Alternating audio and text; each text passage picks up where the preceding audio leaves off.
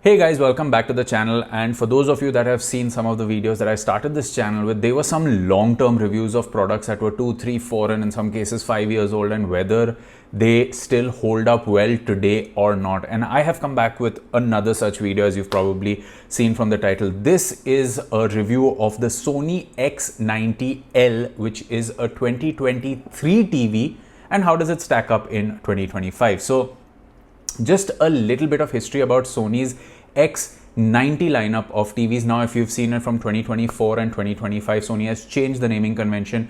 You now have the BRAVIA 2, 3, 5, 7, 8 and 9, which is their absolute flagship, right? So when Sony launched the X90H back in 2020, and I reviewed that TV back then, I'm going to leave my review of that TV down in the description box for you guys to check it out. But it was Sony's first gaming TV back in 2020. Now remember, this TV launched before the PS5 and Xbox Series X, so it was one of the first TVs from Sony to come with HDMI 2.1 and be 120 Hz refresh rate ready for those of you that would invest in the new console. And of course, when the new consoles launched, this TV also subsequently got the update which unlocked all these features, right? And it had only two HDMI 2.1 ports, which for the time you may have thought, okay, it works, even though something like, LG's flagship TVs were giving you all 4 HDMI 2.1 ports at the time.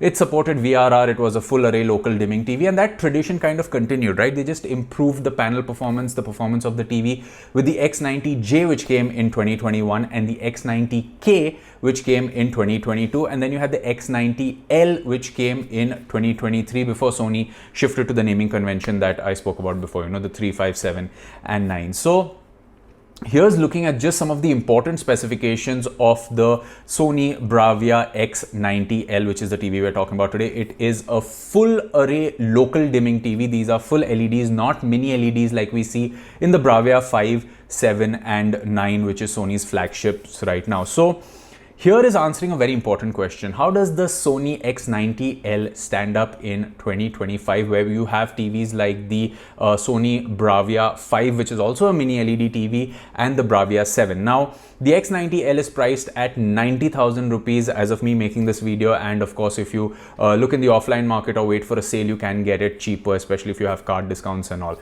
The BRAVIA 5 online is available for 1.2 lakhs. That's about 30,000 rupees more. And the BRAVIA 7, a TV I've reviewed on this channel, you guys can go and check that out, is priced at about 1.6 lakh rupees. So clearly, if your budget is about 1 lakh rupees, the BRAVIA 7 is way out of your reach. Now, here's a very important finding, and I'm going to put this link in the description box below, is ratings.com, which is considered to be the pinnacle of all TV reviews, says that the X90L still holds its own when you compare it to the BRAVIA 5. They have a video and an article about this, and I'm going to link to both of them in the description box below. So while they're doing that comparison, I'm just going to ask a simple question. Is the X90L still a great TV today?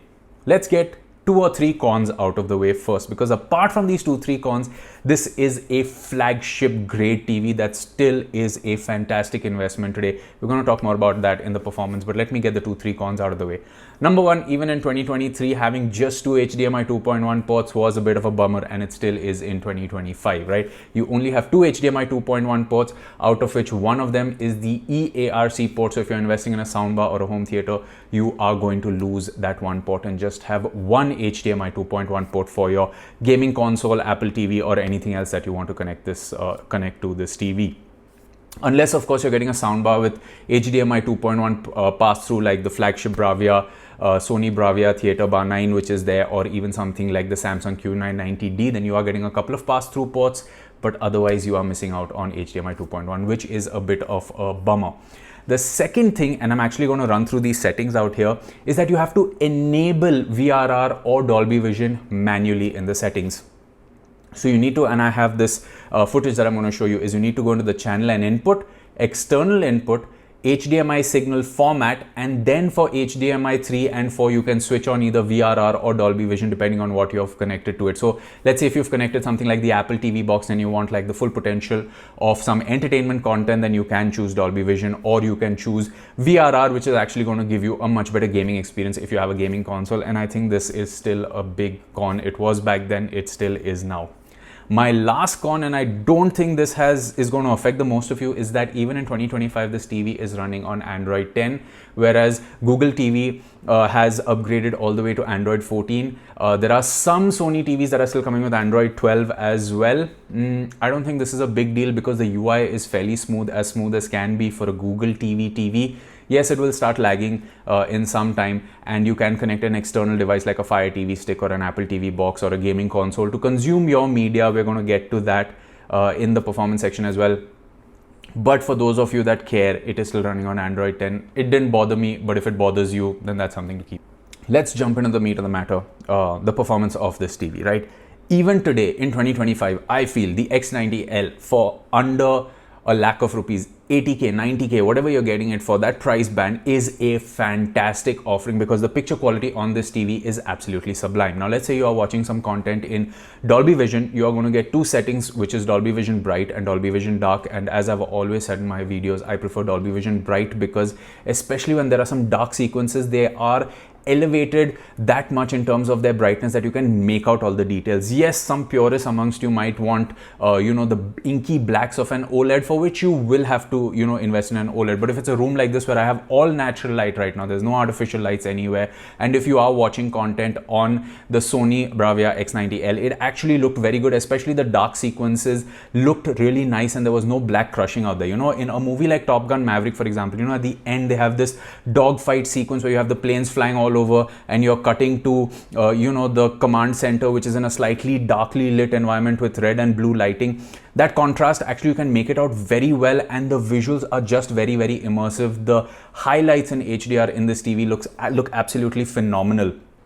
Same thing in a movie like Extraction, right? It has this warm color palette, and this is where I'll tell you that you should actually keep it in Dolby Vision Bright only. You get these warm tones which look really nice without making skin tones look overtly yellow. The sequence that I'm showing you also has like this really good action sequence which is very good to watch on this TV. Even in a movie like Dark Knight, I can't show you that footage for copyright reasons, but in the Dark Knight also you can make out all the chinks in Batman's armor, something that older OLED TVs still struggle with because of black crushing. Just to give you an example, you can go back and check out my review of the Lumio Vision 9, which is a mini LED TV with dimming zones. It's a fantastic TV for the price point, but black crushing is something that's observed there as well, which is not observed on this X90L. Something to keep in mind. You guys can go and check out the review of the Lumio Vision 9 to have a little bit of more understanding of what black crushing is all about. Moving over to SDR content and also some HD content, the TV handles upscaling extremely well. Sony is the master of upscaling. So their upscaling technology means that if you're watching HD or even 1440p content, it looks crisp and nice on this TV. For a show like Young Sheldon, I would keep it in the cinema preset, put the brightness all the way to max or at a level that's comfortable for you based on the ambient light in the room. But cinema and standard are the two presets that I would play with based on everyday content you're watching. So if you're watching content from, let's say, a set-top box or just everyday television shows like maybe Friends or something, then you can keep it in standard or cinema based on what appeals better to your eye. I kept it in cinema because that works best for me. There's also a setting called black adjustments. I would say don't touch it in SDR content. Maybe we can play with this a little more if you are talking about HDR content. Now, before we get into the meat of the matter for absolute HDR content, I would want to talk about BRAVIA Picture Core. Now, this is Sony's own app where it has the highest fidelity content that you can watch, and it also has IMAX enhanced. So the footage of Spider-Man Homecoming, which I generally keep for SDR content, I'm actually watching it here in IMAX enhanced through the Sony BRAVIA Core app, and I can tell you that the experience is absolutely sublime. But there are some settings you need to play with to get the best experience, right? So there is a calibrated picture mode which will come on by default if you choose the BRAVIA Picture Core mode in the settings. If you put that on, you can't actually tweak any of the other settings, and this gives you a very good experience, especially if you're consuming content in a dark room, because it's kind of trying to control the elevated blacks in the dark sequences. Now, for some of you, you might feel like I can't make out the details in the dark sequences, and that's okay. This is for those purists that actually want the absolute pure experience of what was intended by the content creators. But if you're someone that actually wants to be able to make out some more details in the dark sequences, I would say that you switch off the BRAVIA Core settings, and then you can change the other settings. So you can keep the TV in the cinema preset, and you can put the brightness to the maximum. Now you can go into the other settings, you can leave them as they are, but the HDR tone mapping, you can put this as brightness preferred. So as you can see in the sequence in Spider-Man, which is in the night where he's, you know, trying to chase after this van, you can make out all the details in the dark. And I felt that in the BRAVIA core mode, which was switched on, some of these details were lost. I could make them out when all the lights were down and this room was pitch dark. But then again, I like a little bit of bias lighting in the room. So I chose to switch off the BRAVIA core mode and, you know, do these manual settings myself. You can also put the local dimming to high. This will really help with that black crushing. And I say switch off motion flow so that you can watch it as the creator intended it. So that was for the BRAVIA Picture core mode. And if you get a Sony TV, you get access to a bunch of movies in the BRAVIA core app. And I highly recommend you use the app and watch content there. It looks absolutely brilliant. For those of you that can make out the difference in content, will be able to make out the difference between what BRAVIA core is streaming and what you are getting on other streaming apps. For regular HDR content, which is not in Dolby Vision, I would recommend keeping it in cinema. Again, keeping the brightness at max. And there is the gradation level, which you also get in HDR tone mapping. I would say put it as brightness preferred. Again, it just helps elevate those dark sequences to a level where you can make out the details. Moving over to gaming. Now this is where the TV gets very, very interesting. We've already spoken about how to change the settings before in the video, but on the PS5 I played a bunch of games, and the thing is that when you connect the PS5 for the first time, it automatically calibrates the brightness of this TV, right? So you know, when you get a PS5 connected to your HDR TV for the first time, you have that little glowing sun where you need to increase and decrease the brightness to get it just right. Out here, the console and the TV, because they are both Sony, talk to each other and they have the settings perfect. And as I've always said, Dirt 5 is a great example to judge the HDR capabilities of the television and whether it's spoken to the console correctly, because Dirt 5 is a game mastered in HGIG. And you can make out that all the bright specular highlights in a game like Dirt 5 look absolutely sublime. And moving over to another racing game like Gran Turismo 7, again, I played this race in the night out here just to get the feel of how good dark environments are in the game. And yes, while they are slightly elevated because this is an LED TV, you do not see that the blacks look too elevated or too gray, so to speak. You can make out all the details and the colors look really, really punchy. Ratchet & Clank is a game that looks just like an animated movie, and as you can see from the sequence, there is just no complaints out here. It looks absolutely sublime. Spider-Man 2, yet another great game. You have these bright highlights that just pop in the city of New York. Spider-Man's, you know, red and blue suit looks really, really crisp. The colors are fantastic. Maybe just that much lower punch in the reds and blues than you would get on an OLED TV. But for the package on offer, and especially if you're consuming content in a well-lit room, you are getting a fantastic experience. And of course, Astrobot is a great example of how Sony masters different colors and makes environments look very vibrant on a TV. It is definitely sublime. On the Xbox side of things, I played Doom: The Dark Ages. And as you can see, with all the projectiles flying everywhere, there was no ghosting.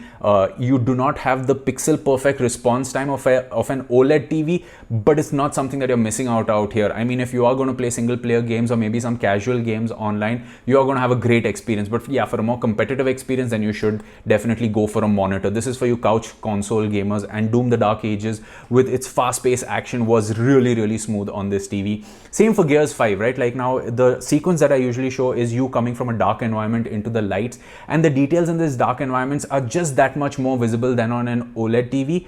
And it just gives you that much more of an immersion. Again, like I said, especially if you're playing in a bright room. Now, something that I didn't record the footage of because I don't have the TV anymore, but I've been playing a lot of Silent Hill 2 remake, and I went back and played some Dead Space as well. And while those games are designed to have these dark environments where you can't see anything, that effect of darkness is still replicated on the Sony X90L very, very well. But yeah, you can make out some more details than you would on an OLED, and whether that's something that you enjoy is up to you. I mean, I like to see some details which may otherwise have been lost because the blacks look a little darker in an OLED, and that's okay. Like I said, this is a TV with local dimming zones. So if you're playing in a brightly lit room like this one, you can still make out all the details, and when you turn the lights down, there is almost no blooming even around the subtitles when you are consuming content on this TV. So I think I've kind of answered this question because all I've done is praised the TV. Oh yeah, the build is great. It's got 2 metal feet. It's got all the ports on the side facing outwards. None of them are facing upwards, and they're easy to reach if you mount the TV because they're more towards the edges. The remote control has a nice textured back. It's easy to control. It's got OTT hotkeys. It's functional. It gets the job done. I really like it. The settings and the UI is pretty intuitive on the TV. So here's answering the question is, if you have a budget of 80 to 90,000 rupees, should you get the BRAVIA X90L? And the simple answer is yes. It's still a fantastic TV today.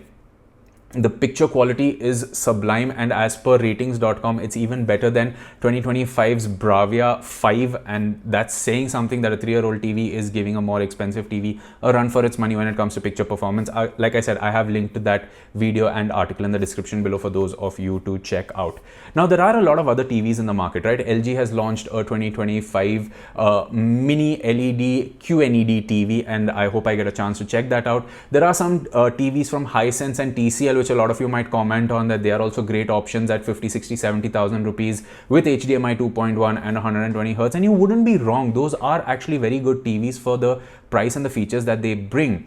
But the picture quality that Sony brings, yes, Sony may not have all 4 HDMI 2.1 ports. That is a con. The UI and the older Android OS may be a con for some, but the pure picture quality that you get, the way games look, the way movies look, the way HD content looks, the way your set-top box content looks, for that quality is what you're paying. And if you're getting a 2-3-year-old Sony TV for in 2025 like the X90L, it is definitely a great offer, especially if you can get some of your card discounts and get it even lower than 90k. You'll be happy for at least the next 5 years with this TV.